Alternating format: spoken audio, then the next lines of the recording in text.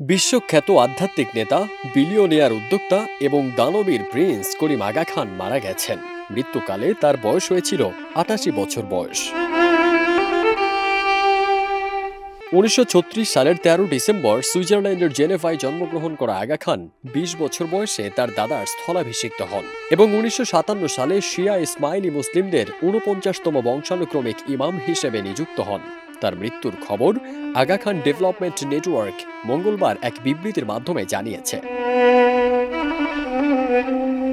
তিনি Switzerland, Britain, France এবং পর্তুগালের নাগরিক ছিলেন। তার সম্পদের পরিমাণ আনুমানিক $৮০০ মিলিয়ন থেকে $১৩ বিলিয়ন।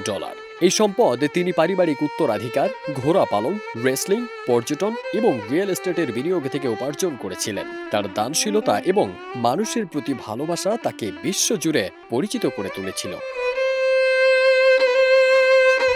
আগা খানের মৃত্যুর পর ইসমাইলি সম্প্রদায়ের মধ্যে গভীর শোকের ছায়া নেমে এসেছে। বিশেষ করে পাকিস্তান, ভারত, আফগানিস্তান এবং আফ্রিকার বিভিন্ন দেশে তার অনুসারীরা শোকাহত। ব্রিটেনের রাজা তৃতীয় চার্লস এবং তার পরিবার আগা খানের মৃত্যুতে শোক প্রকাশ করেছেন এবং তার পরিবারের প্রতি সমবেদনা জানিয়েছেন। ফারদিন সানি, দেশ রূপান্তর।